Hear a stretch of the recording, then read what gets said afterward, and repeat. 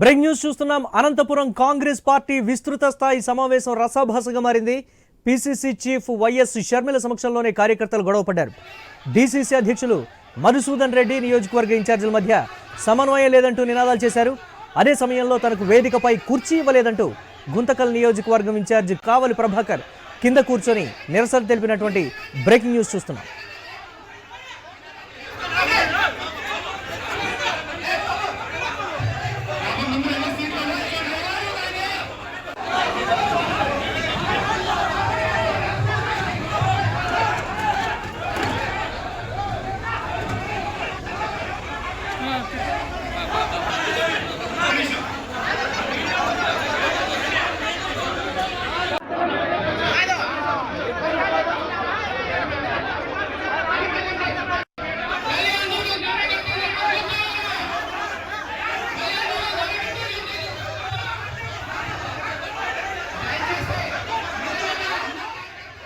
Anantapuram Congress party విస్తృత స్థాయి సమావేశం రసభాసగా మారింది. పిసిసి చీఫ్ వైఎస్ షర్మిల సమక్షంలోనే కార్యకర్తలు గొడవపడ్డారు.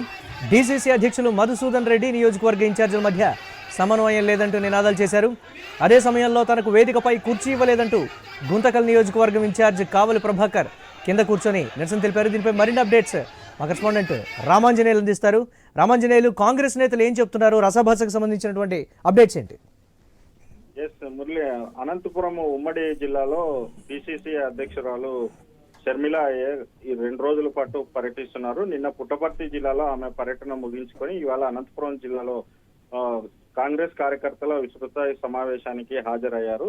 కాంగ్రెస్ పార్టీ కార్యాలయంలో మధ్యాహ్నం సమావేశము ప్రారంభమైంది. ఈ సమావేశానికి గుంతకల్ నియోజకవర్గం ఇన్ఛార్జి కావలి ప్రభాకర్ ని వేదిక మీదకి పిలిచలేదని చెప్పేసి సమావేశ ప్రారంభంలోనే ఆయన కింద కూర్చొని నిరసన వ్యక్తం చేశారు. ఇదే సందర్భంలో ఈ విషయం మీద ప్రభాకర్ మీద పిసిసి అధ్యక్షురాలు షర్మిల సీరియస్ అవుతూ ఆమె కూడా కింద కూర్చొని నిరసన వ్యక్తం చేశారు. కావాల్సింది ఇక్కడ వేదిక కాదు, కుర్చీ కాదు, సమస్యల మీద ప్రస్తావించడానికి, కాంగ్రెస్ పార్టీని బలోపేతం చేయడానికి తాను ఇక్కడికి వచ్చానని చెప్పేసి ఆమె కూడా కుర్చీలో కూర్చోకుండా కింద వేదిక మీదనే కార్యకర్తలతో పాటుగానే ఆమె కూర్చోవడం జరిగింది.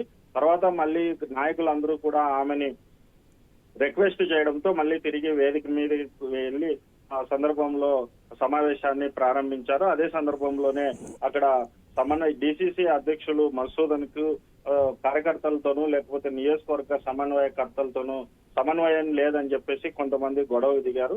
మరి షర్మిల ముందే కాంగ్రెస్ నాయకులందరూ కూడా గొడవ పడ్డారు. ఓరుకోరు తోసుకునే పరిస్థితి కూడా వచ్చింది. కాకపోతే షర్మిల సర్ది చెప్పి ఆ కార్యకర్తలని, నాయకులందరినీ కూడా సమన్వయంతో ఉండాలా, పార్టీని బలోపేతం చేయాలా, ఈ రాష్ట్రానికి భవిష్యత్తుని ఇచ్చేది కేవలం, ఈ దేశానికి భవిష్యత్తుని ఇచ్చేది కేవలం కాంగ్రెస్ పార్టీని అని అది గుర్తు పెట్టుకొని కార్యకర్తలందరూ కూడా, నాయకులందరూ కూడా ముఖ్యంగా ఉండాలని చెప్పేసి ఆమె విజ్ఞప్తి చేశారు.